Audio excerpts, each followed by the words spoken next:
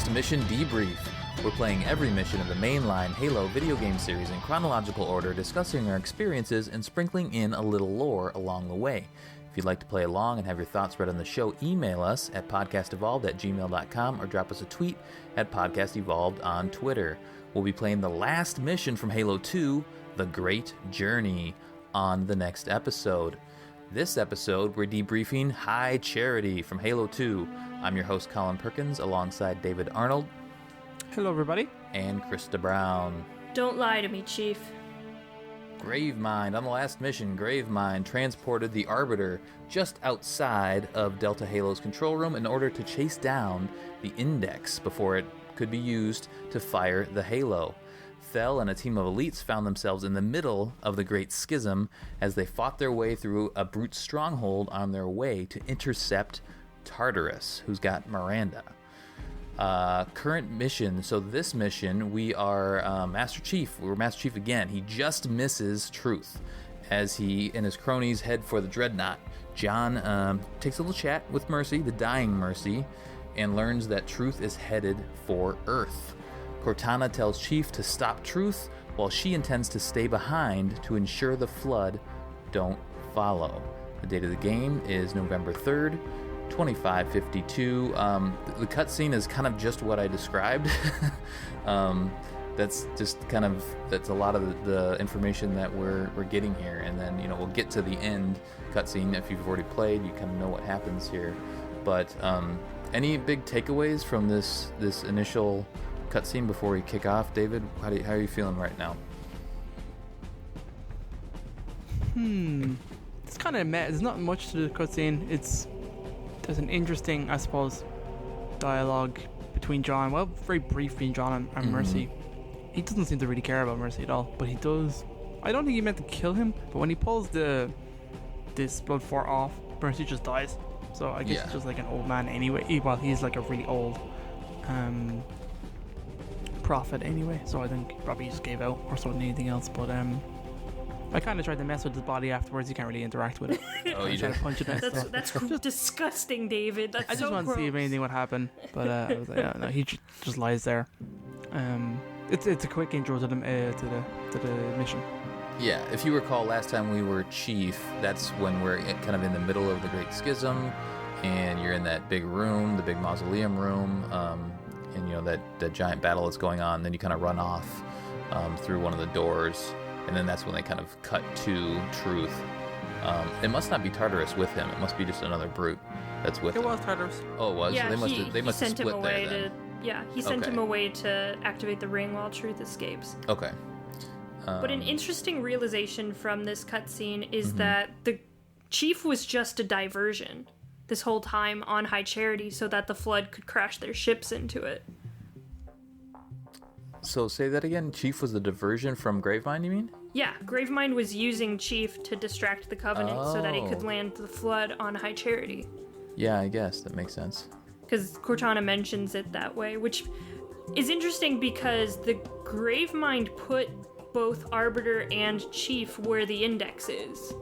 Because the Index goes from High Charity to where Arbiter is. Right. Yeah, that makes sense. So Gravemind already knew that. Because once Chief lands, sees the Index, he has kind of trust, I guess, in Gravemind. Like a shaky relationship with him, because he did what he said he was going to do. Right. And so does Arbiter at that point. But then, instantly later in the mission, we find out that the Gravemind has just used him to get their forces on High Charity and take it over, because I think we discussed this in the last episode.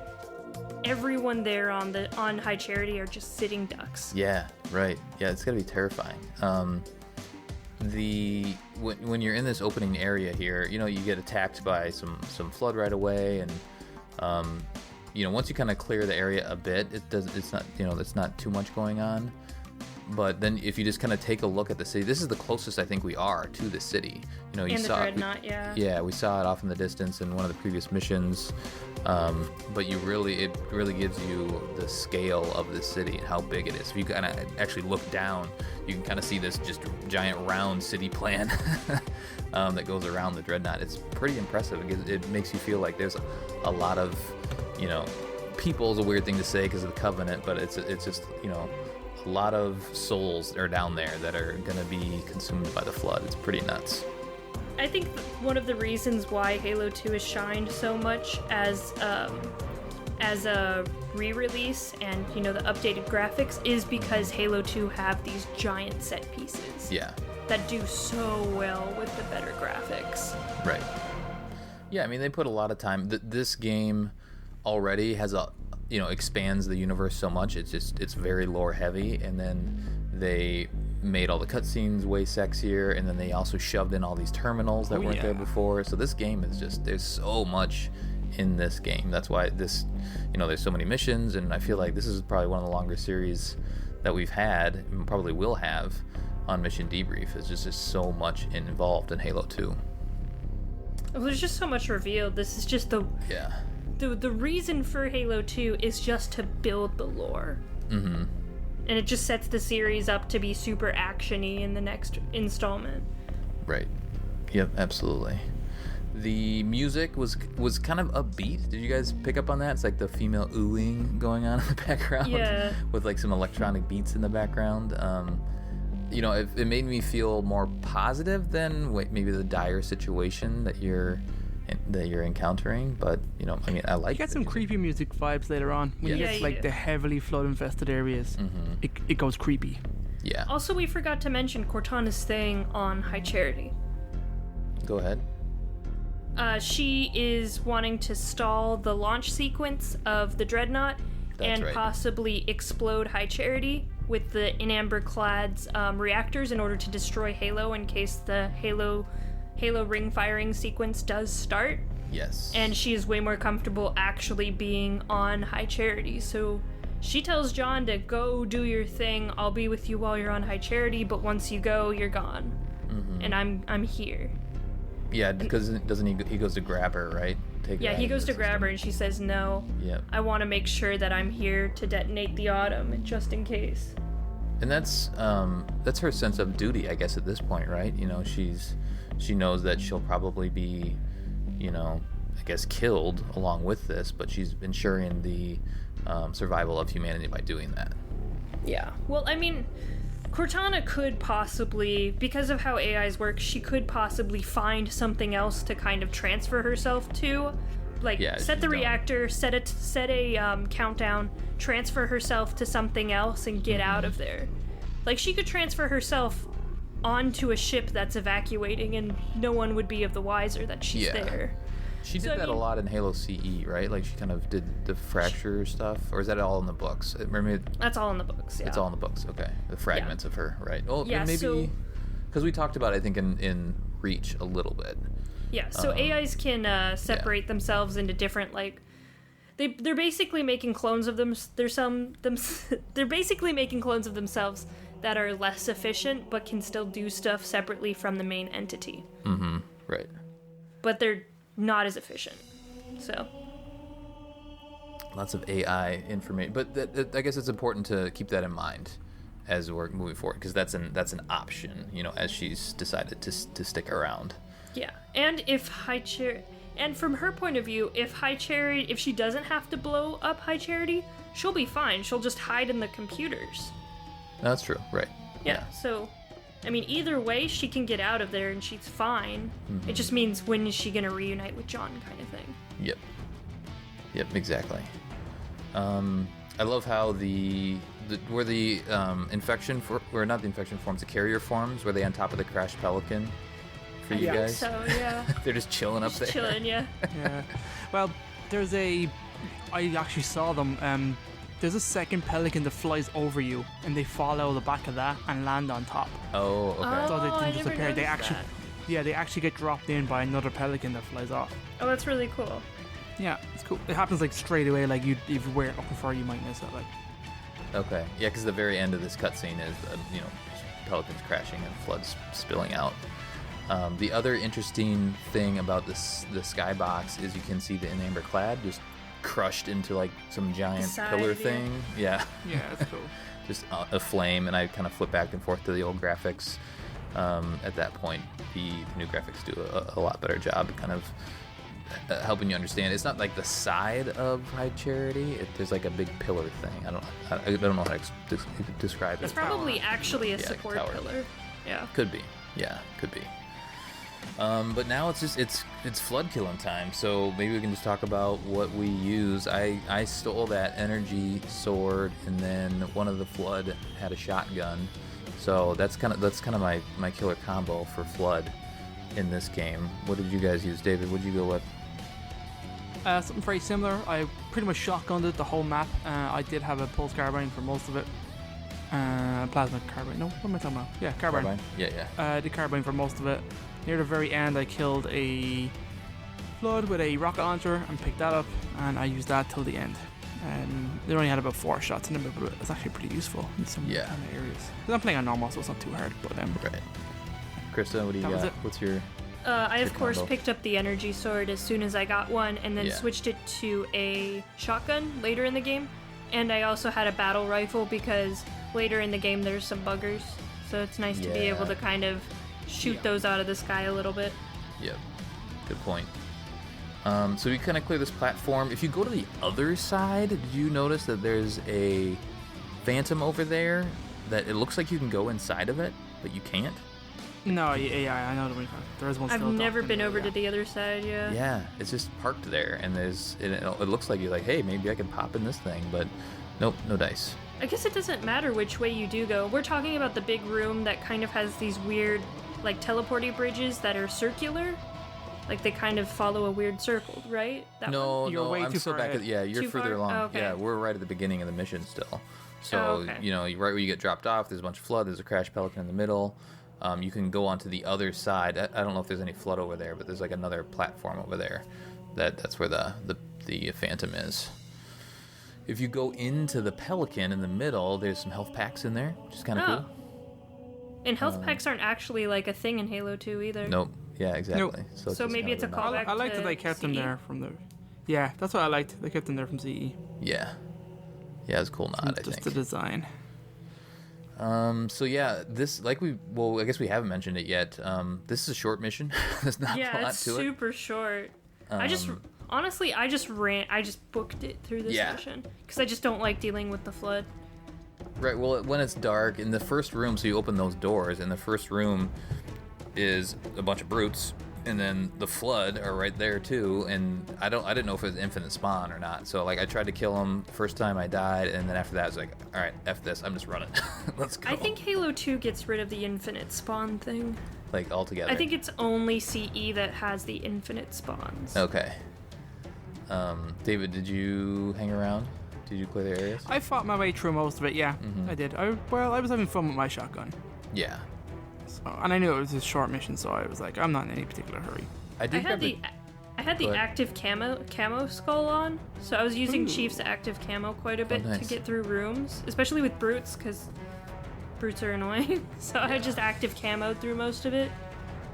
Yeah, the carbine doesn't really work very well on the brutes up close. Yeah. So if they're charging, you gotta get those headshots. Yeah, you gotta be pretty precise with it. So that's why I was just doing the kind of my sword shotgun combo. I probably picked up something else throughout, but for the most part, I was at least doing shotgun the entire time. I think it's this next room that's kind of what you're talking about, KRYSTA, where there's kind of those platforms, right? Yeah, and it's like kind of circular, and there are buggers in there. Mm-hmm. Yeah. I always go to the left side for whatever reason. Oh, can you go the other way? I went left. Yeah, KRYSTA, you can only go left. Oh, can you only go left? I thought there was a platform to go right if you wanted to. The platform is there, but I don't think you can get to it. Okay. I may be full of shit, but I don't think you can actually go to the right. Yeah, I don't think you can. It looks like you can, but I think only one's active. Cortana chimes in here and says that she's gonna shut down the grab lift after MC gets to the top. Oh wait, that's a little further. Sorry, I'm a little ahead of myself there. But you kind of do make your way around this room, or no, actually. So excuse me. Sorry, I'm revisiting this mission in my mind. Before you get to that room, you do go up a grab lift. That's what happens. Yeah. Because the brutes and flood are fighting down below. So you go up that grab lift, and then Cortana says she's going to kind of stop that from happening, so that you can kind of enter this new room that we were just describing without having to look behind your back. So yeah, this is a cool room. We haven't experienced anything like this. This room in particular sticks in my mind as a Halo 2 experience. You know, it's like when you get to this room, you're like, oh yeah, I remember this.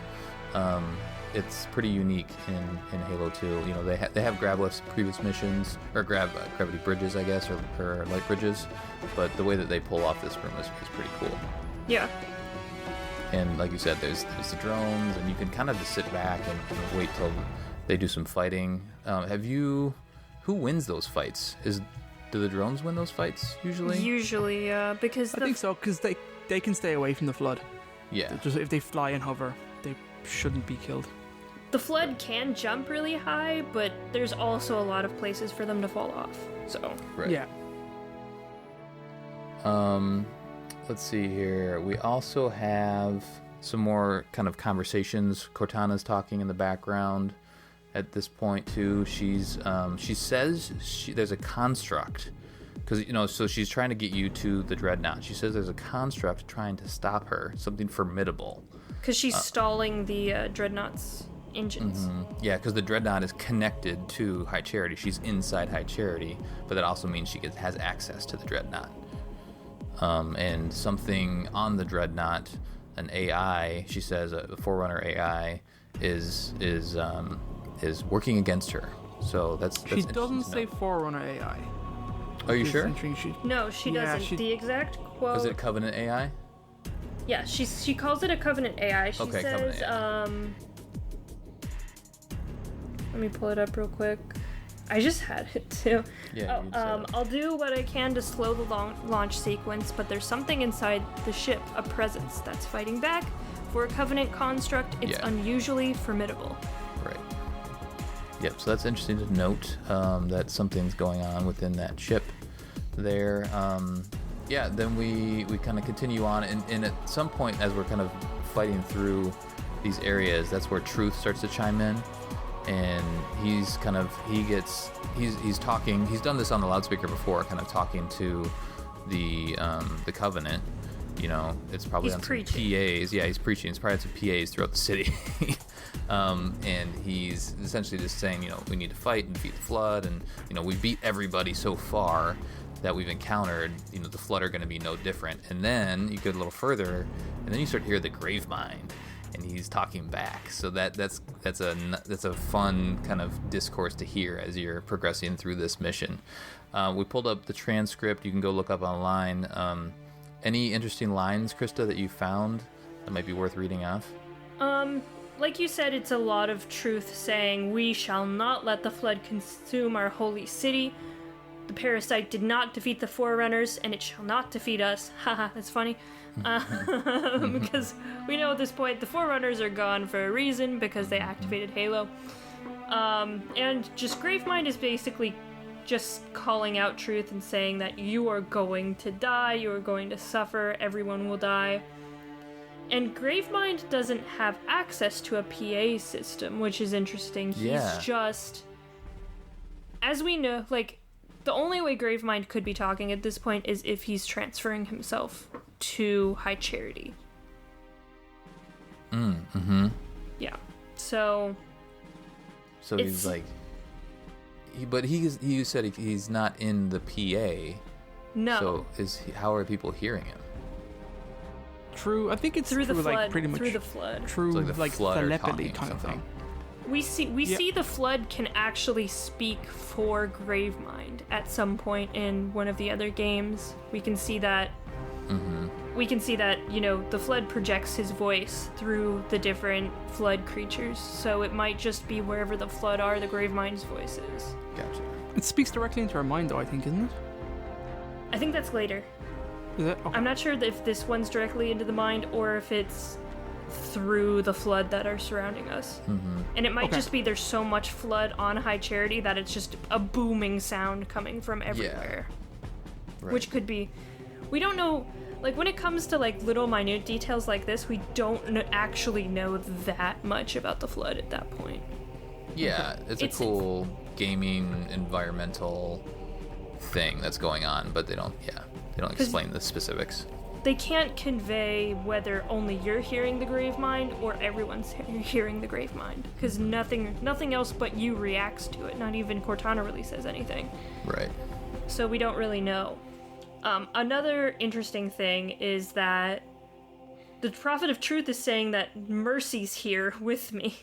Yeah, right. Even though Truth basically let him die, he's like, yes, Mercy and I are working to relieve this situation. And then Gravemind's like, we exist together now, 2 corpses in 1 grave. Mm-hmm. It's like, you're dumb. You're stupid. I mean, I guess this is the time to talk about, like, how terrifying, we've talked about a little bit, how terrifying is everybody, or terrified is everybody on High Charity, right? So the flood is coming in and infecting everybody, and Truth is trying to preach, nah, everything's all right, and then all of a sudden they're hearing this other thing, Gravemind, talking to them and essentially saying, no, this guy's lying, you guys are all going to get absorbed by the flood. Crazy. I'm eating you right now. I mean, honestly, the reason Truth is evacuating to the Dreadnought is because he already knows High Charity is lost. Mm-hmm. He's literally just telling people to keep fighting. Do we know? To buy him time. Yeah. Do we know how many, I guess Covenant, how many bodies are on High Charity? Have they ever explained that many? Like, I can look it up because it's in Halo Warfleet. So if you talk nicely amongst yourselves for 2 seconds, I'll pull that book. Yeah, pull that thing up. That'd be interesting to see. Just the scale of that city. Like I said, it's huge. It's monstrous. Also, wouldn't Truth be talking to save face for the people who do escape High Charity? Because if he doesn't say anything and just, fucks off, then everybody's going to go against him. But if he's kind of staying and still trying to motivate everyone and tell them that, the Great Journey is still here, the Forerunners have prevailed, we can prevail, it looks grim, but we can still do it, the people who actually do escape will still be on his side. Right. It's a manipulation thing. Right. He's the head now. He's in charge. It's just him. He was always in charge, but...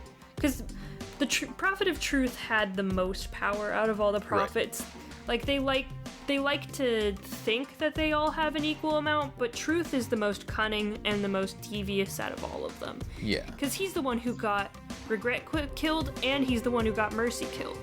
Mm-hmm. Okay, here's some crazy stats for you. Okay. High Charity. Its mass is 100 trillion metric tons, in brackets, estimated. Yeah, I'm sure shit that's estimated. You'd need a big scale. Its crew, these are the low numbers.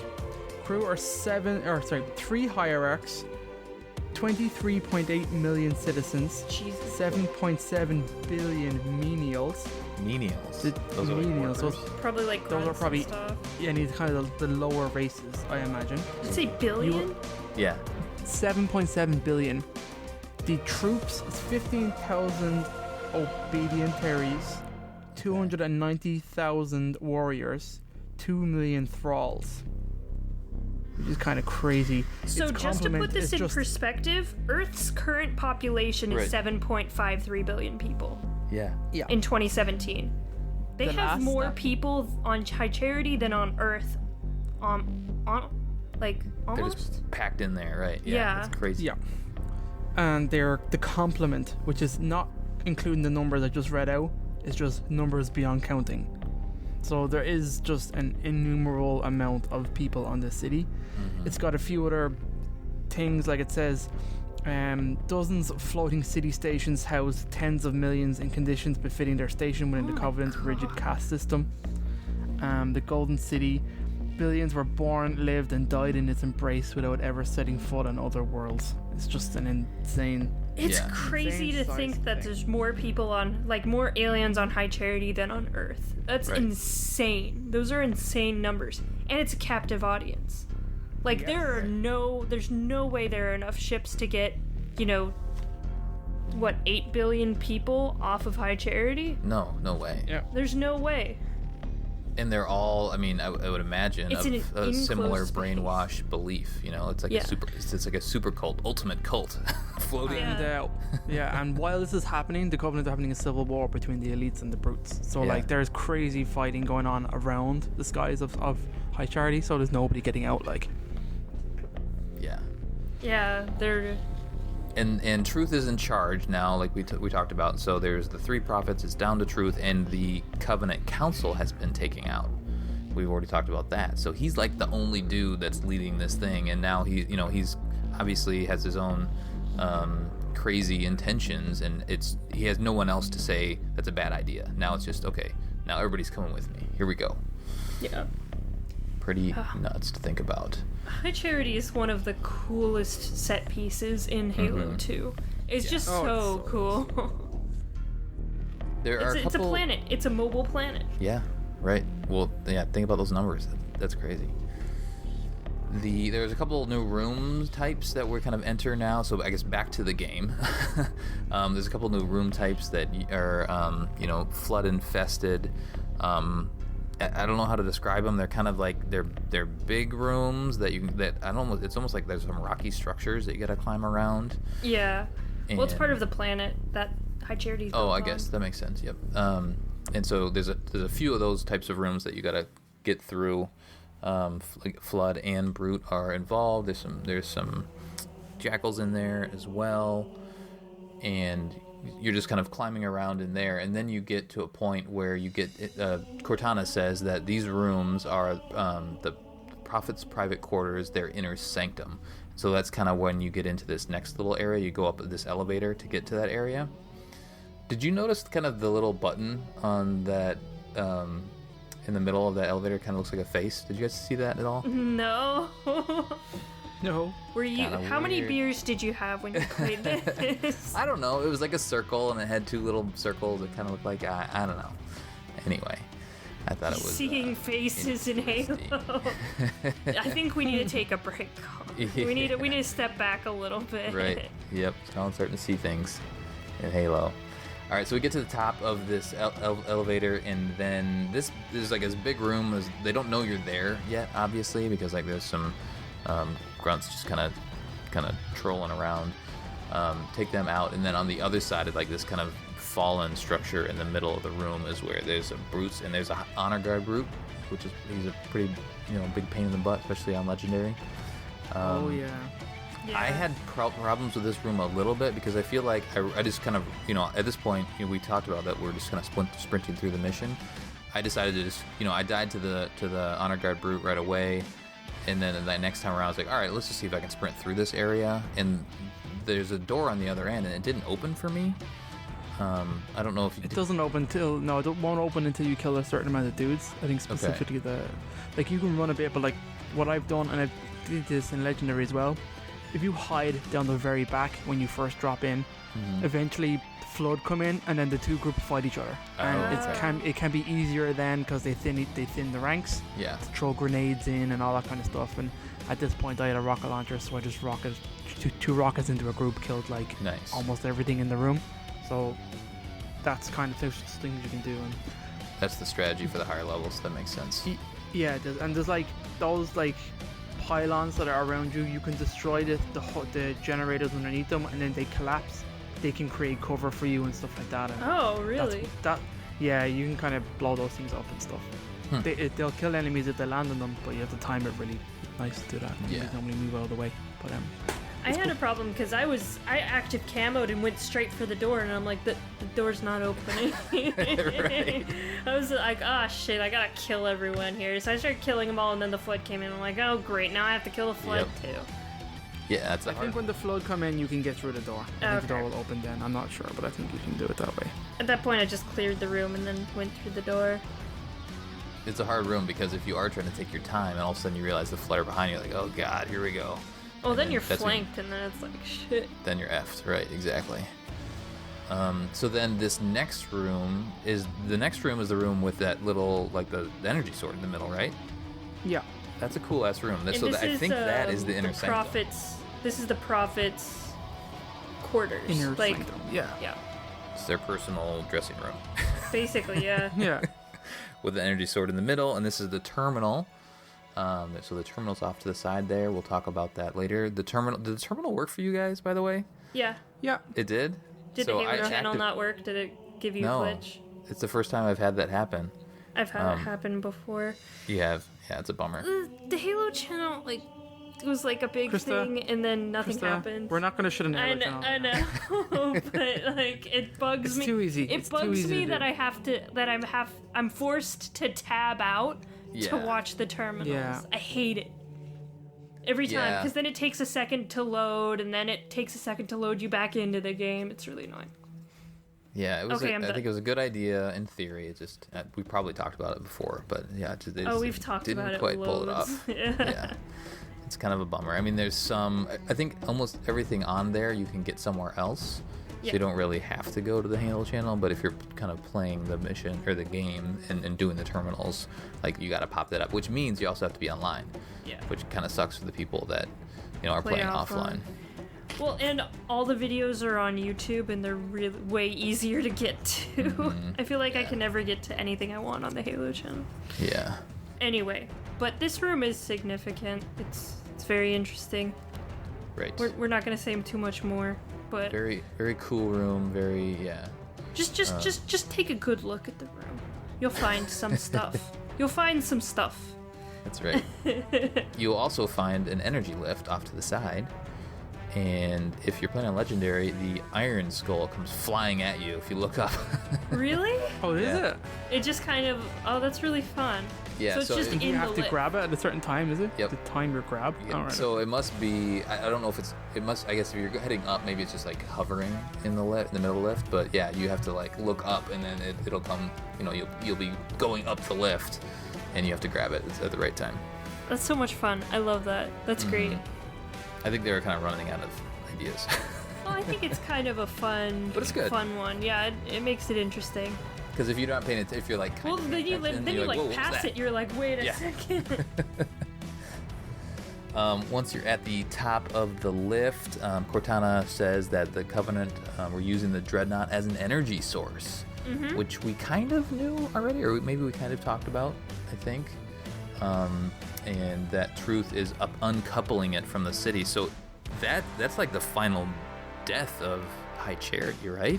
Is like the High power Charity wouldn't source. break apart, but yeah, No, but it it's would like just all of a sudden they don't have any power either. Like if they were, I mean, maybe there's other sources around there, but like they were using this ancient ship to power, whatever they're doing. I wonder if that would like shut off life support and gravity, Yeah, artificial right. gravity. Exactly. Because the Flood don't need oxygen to live. They're not oxygen-based life forms. They can Right. live off. They can live in anything. They just need body mass, right? Yeah. So the Flood could literally wait for people to suffocate and then gather the body mass. That's crazy to think about. Yeah, so she chimes in, says that, and then you kind of have this big room to get through. I think on the higher difficulties, you probably have to clear it out. I just kind of sprinted for the end. I active camoed to the very end Yep, and got this exactly. cutscene. It was great. I'm So like, this you know mission- what? There's way too many people here. Yeah. I'm just gonna go. Because they don't notice you either. Like, you can sit there and wait for the cutscene to click and no one will notice you. Right, yeah, because you can have people right on your left and right, and the cutscene will come. But this mission is a short mission, and it's made shorter by you just kind of feeling like you have to sprint through it. Yeah. Well, you're trying to catch the ship before it launches. Yeah. Like, Cortana's trying to buy you as much time as she can, but it's fleeting. Time is fleeting in this. Which is That's- kind of cool, because not a lot of missions with time constraints make you feel like you have to get there fast. And this this one really does. So, like, you can take your time, but it does a good job at keeping kind of the pressure on you. Without having putting a stupid timer up in front yeah. of the screen. Because timers Yeah. are really annoying, but it's nice to have, people talking and saying, I'm trying my best, you gotta get there, he's gonna launch, and then humanity's doomed. Yeah. Absolutely. Now we're at the cutscene. This Krista, is do you want to great. do a cutscene? Yep. So like above you is this huge beam of light coming from the dreadnought, which seems to be. Is it just part of the power system? I think she talked about like a cargo bay or something like that at one point. So maybe it's something like Yeah, that. I think it's just like a transport beam for like beaming in things. Is that what like, Truth it look- probably used then? I'd imagine. Probably. I mean, maybe there's like, I know Chief jumped into it himself, but there's probably like a compartment or a thing that you stand in and it travels along the beam. Do you know what I mean? It's probably not just you step inside it.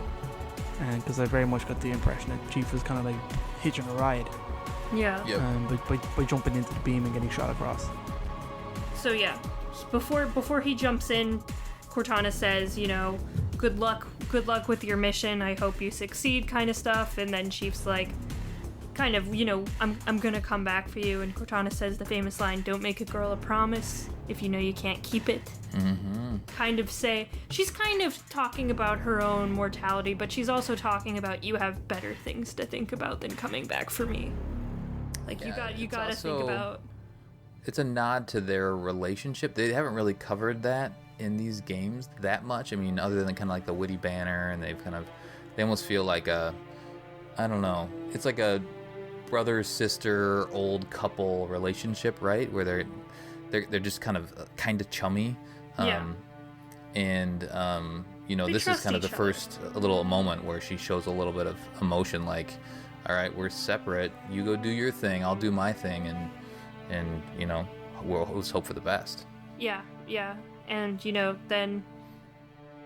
then Chief jumps into the beam, which is super cool. I love seeing him travel across High Charity, and then just barely makes it into the Dreadnought. The Dreadnought launches from High Charity, which is also really cool. I love seeing the Dreadnought slowly rise from High Charity, and then fades into a slip space portal. Yeah.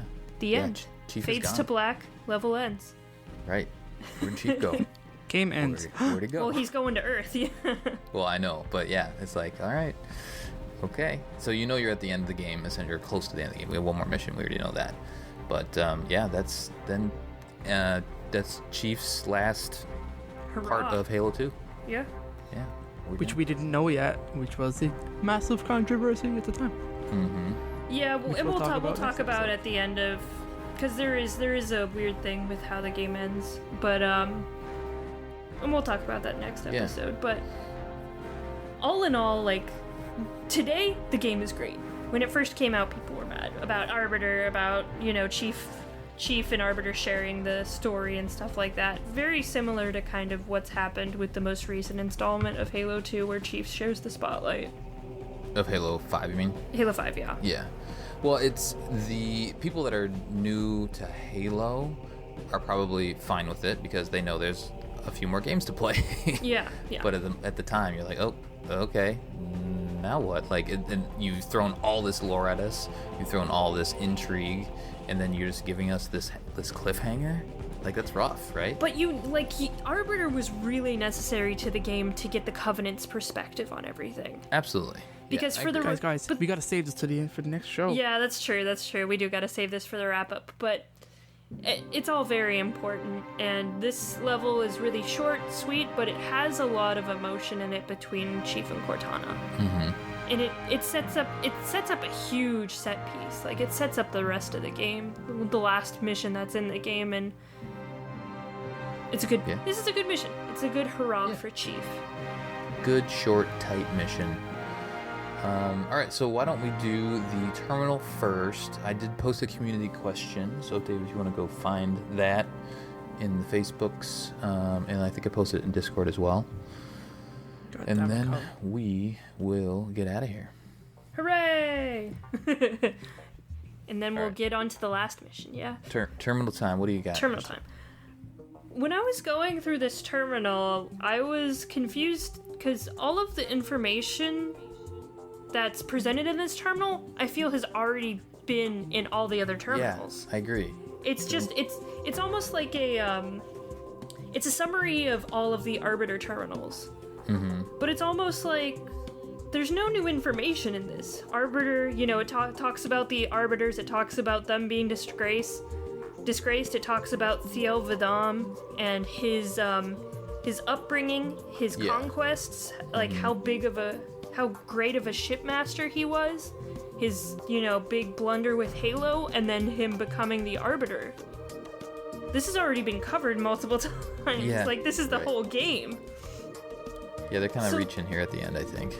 They are, and I feel like they could have done something interesting. They could have done, like, the shipmaster or something like that. Or they just could have talked about how High Charity's structured or something. Because we don't know that much about High Charity at this point. They could have gone gone around like the inner ring of the city, the outer ring of the city, the population, stuff like that. And it could be like if someone, attacked High Charity, it'd be disastrous or something like that. But instead we get this. I was watching it and I'm like, this is no new information.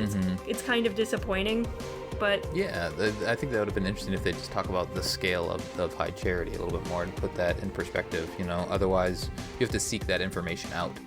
Otherwise, and it's in a book. You have to get the book to understand it or go to the wiki, but...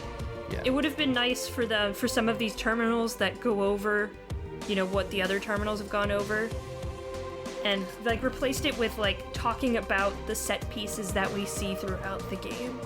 Well, I think if you recall, recall the very beginning of Halo 2 anniversary, they added in we talked about it briefly about the lock stuff, and Arbiter is there and he's in his gold fancy armor, so they added that to the beginning, and then all these terminals are pretty much all Arbiter focused, so they're really setting up like how big of a deal Arbiter is. That's like the focus. And I also feel like maybe they didn't need to make every single terminal about Arbiter.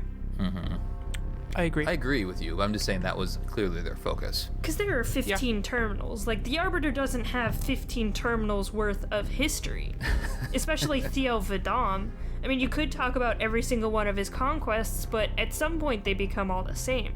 He goes down to a planet, he glasses it, he wins, humanity dies at that point. They did the... they did one of them. They did a couple where the taming of the grunts, hunters, or the hunters, and the and the grunt rebellion. They did a couple of things, but yeah. But that's more Covenant history than anything else. Even though an Arbiter was responsible for those things, it was just like the terminals in this game are just kind of strange in that regard, just because they're trying to focus on the Arbiter but still branch out to different things. But then some of them are just going over stuff we already know. Yeah. And I feel like they're well done, and they are, if you're not playing the games, or if you skip the terminals, they're fun to go watch and absorb this information. But to your point, it's not just it doesn't add a whole lot along the way. Once you get a couple terminals, you kind of get the gist of them all. Yeah, I feel like Halo CE did a bit of a better job at setting up the story than Halo 2 did with their terminals. Yep. I feel like all in all, Halo CEs are a little more engaging. But they're still good. That we love the terminals. We love having the extra lore in all of them, and we want to see more of them, of course. But this one just was kind of a okay one. Yeah, I agree. I think they mentioned the EE thing at the end. Don't they talk about the Vadam family and how... Yeah, they talk about how it's a very important... Oh, no, they don't. They talk about the... It's like a royal family, or a... I think you add the EE to the end after you reach a certain level or honor within the Covenant. So that's why the EE's kind of crammed in there. But he comes from the house of Vadam. Yeah, which is a high-ranking house in the structure of the Sangheili clans or houses. So I mean, he comes from basically it's the story of him just kind of conquering the world. I mean, he comes from a great house. He was a great warrior. He became head of a Covenant fleet really early on. He made one mistake, and then his whole life falls apart. Yeah, right. Granted, a big mistake. I mean, he was in charge. It wasn't necessarily his fault, because the prophets didn't give him any information on what the Halo was or anything like that. They like to keep people in the dark. And he had no idea that Master Chief wanted to explode the thing. But I think the Covenant would have rather him... or the hierarchs would have rather him died trying to protect the Halo versus 100% skedaddling, right? But he was leading forces from space. Yeah. He just happened to be out in space when it happened. But the Covenant had a hard time in Halo CE. They were fighting two different wars on two different fronts. Master Chief almost had it easy because he was mostly alone. He could kind of stick to one thing, and no one would be able to kill. They'd either have to kill him or capture him to figure out what he was gonna do. Right. So. Yeah. Very cool. We're almost there. Let's talk about community quick, and then we will wrap and get into the final mission, Halo 2.